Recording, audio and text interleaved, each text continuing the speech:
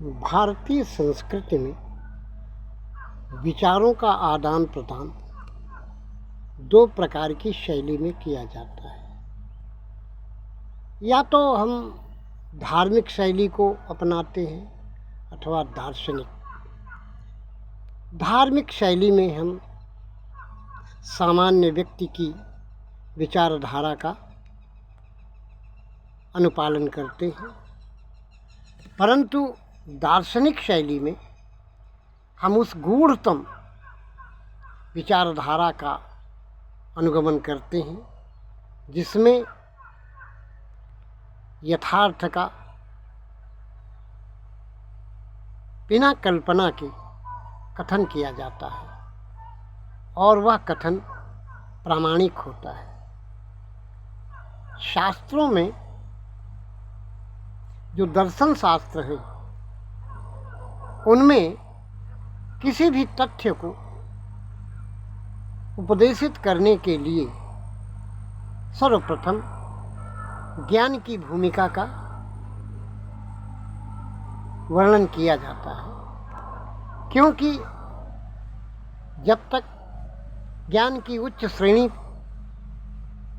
हमें प्राप्त नहीं होती, अर्थात जब तक हम प्रमेय की सीमा को निश्चित नहीं कर लेते, तब तक उसके विषय में कुछ भी कहना उचित नहीं होता।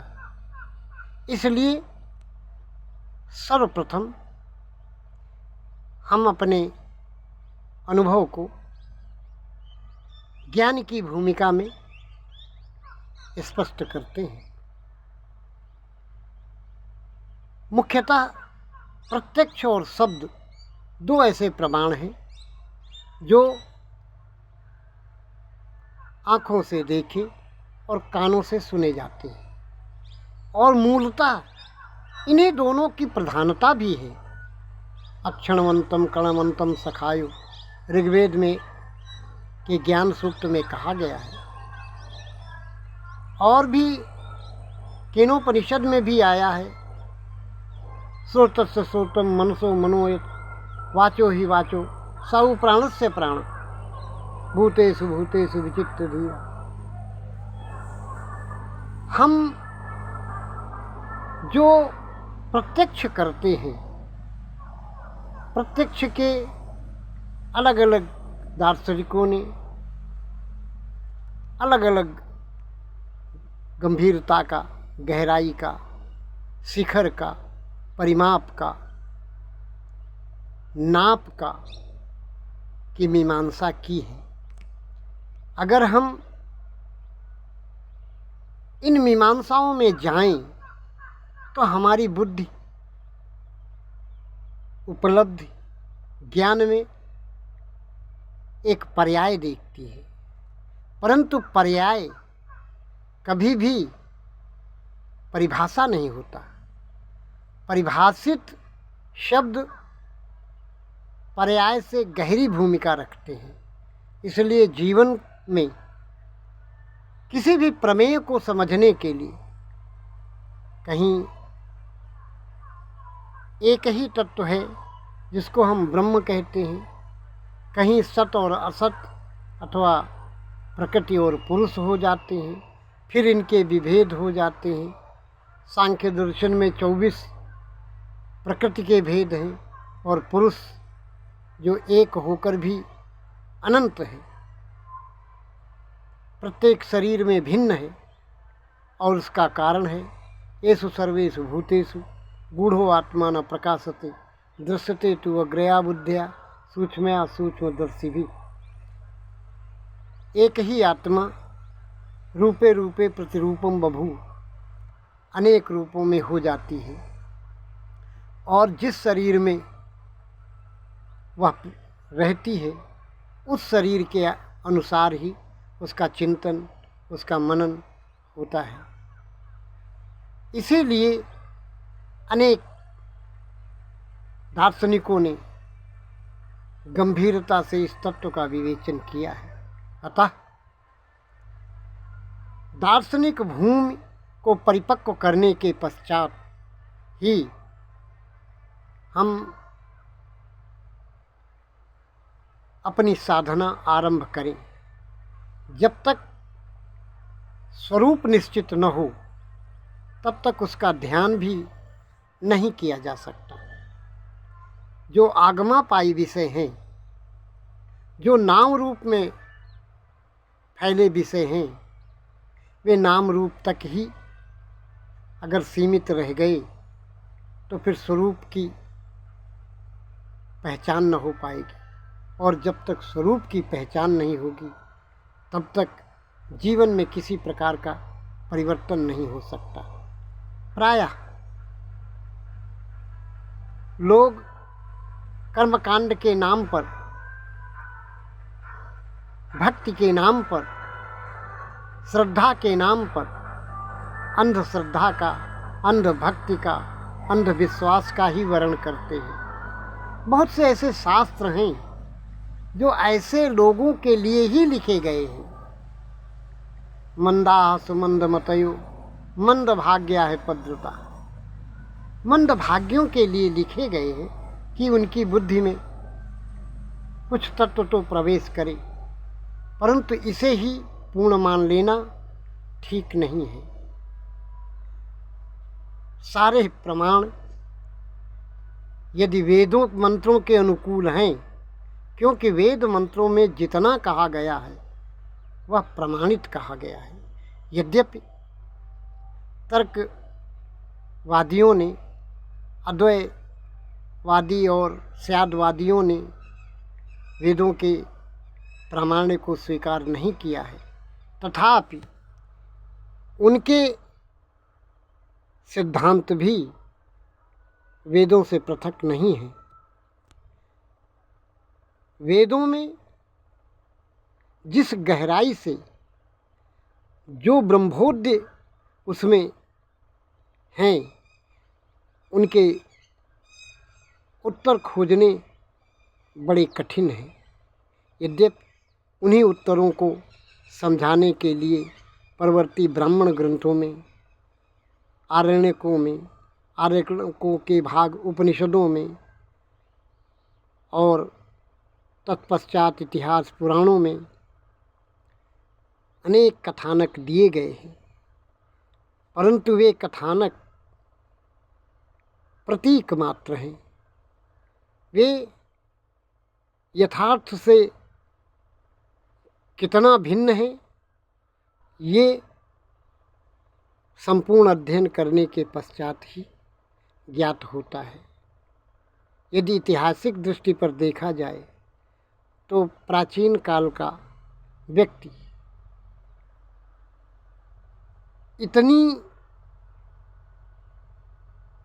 बुद्धि नहीं रखता था कि वह प्रत्येक वस्तु को ठीक से समझ सके, अतः उसने प्राकृतिक शक्तियों को नाम रूप देकर उन्हें पुरुषाकार निश्चित किया है। इसका संकेत यास्क ने अपने निरुक्त में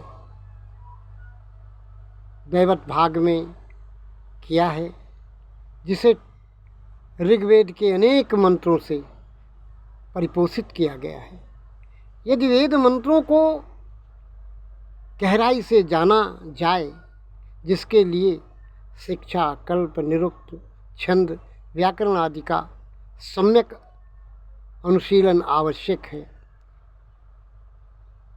महर्षि शौनक ने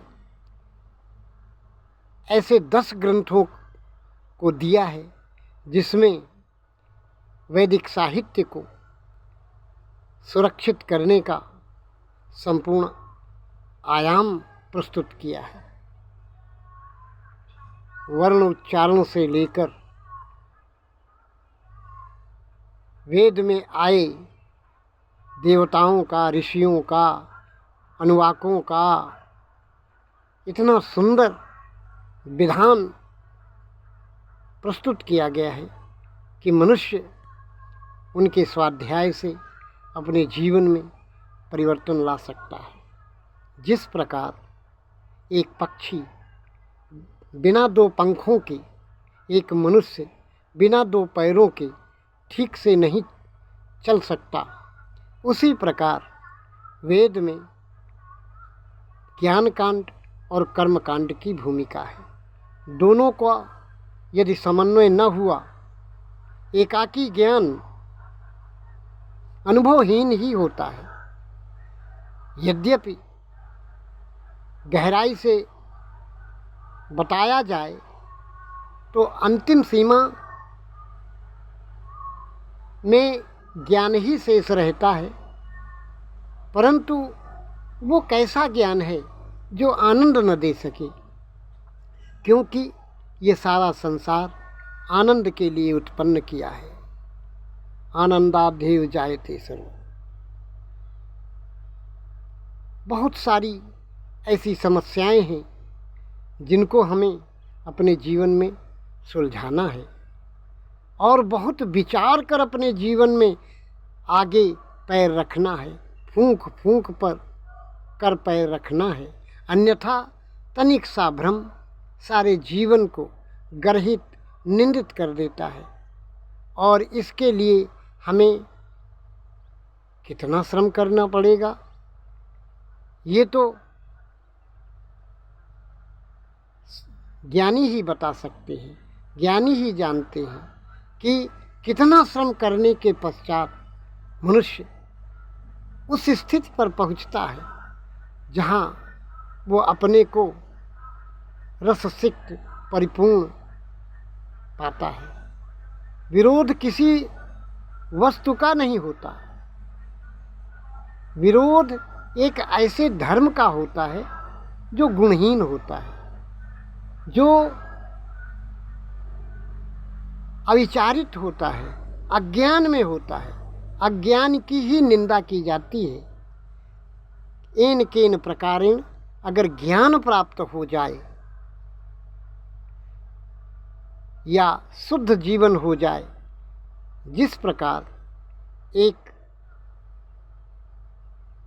अनेक पतियों का भोग करने वाली स्त्री निंदित मानी जाती है, वैसे ही वे अनेक मत जो क्षणिक सुख के लिए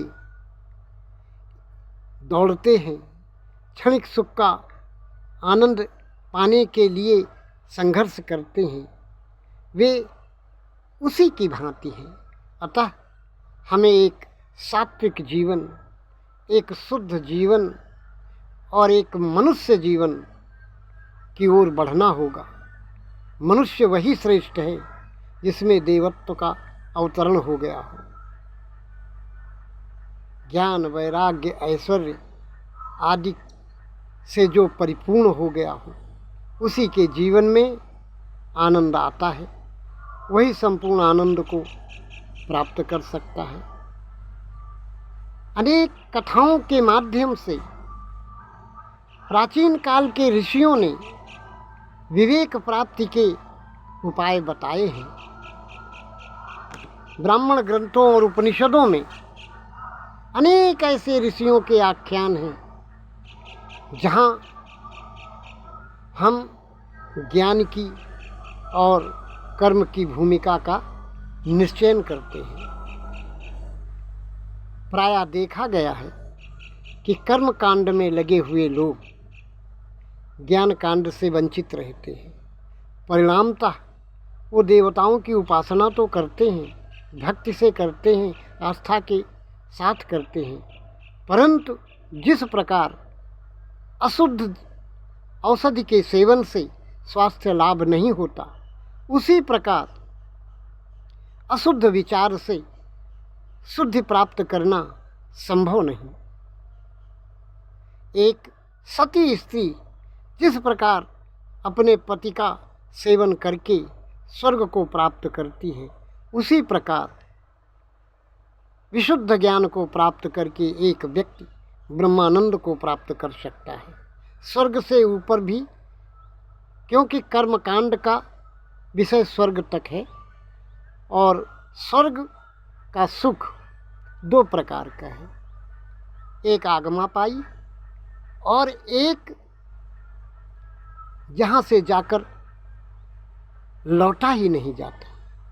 हम उसी स्वर्ग की कामना करें, उसी ब्रह्मलोक की कामना करें, या ब्रह्मलोक के लिए प्रयास करें। ब्रह्मलोक कोई ऐसा लोक नहीं है एक व्यापक जो जहाँ बैठे हो वहीं वहाँ पर भी है। ब्रह्मलोक कोई ऐसा लोक नहीं है जहाँ कहीं कोई जा सके। ब्रह्मलोक वह लोक है जिसमें न जाना होता है न आना होता है। पुनर्जन्म समाप्त हो जाता है, जीवन की यात्रा समाप्त हो जाती है। और वह जीवन की यात्रा यदि शरीर रहते रहते कर ली जाए तो फिर जन्म मरण के दुखों से छुटकारा मिल जाता है, मोक्ष मिल जाता है। ओम शांति शांति शांति।